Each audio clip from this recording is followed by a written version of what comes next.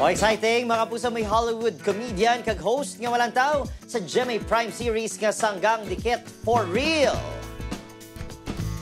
Sa ending credit scene, kagabi sang action drama, may teaser na sang pagwa ni Conan O'Brien sa episode karon sa gabi. Makasumpong sining police officers kasanday Tonyo kag Bobby played by kapuso drama king Dennis Trillo kag si Ultimate star Jeneline Mercado. 1 week lang ang nagstay sa Pilipinas si Conan pero nasalot niya sa schedule ang taping sa Sanggang Dikit for Real.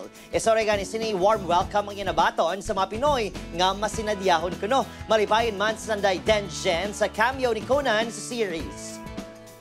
This was incredible.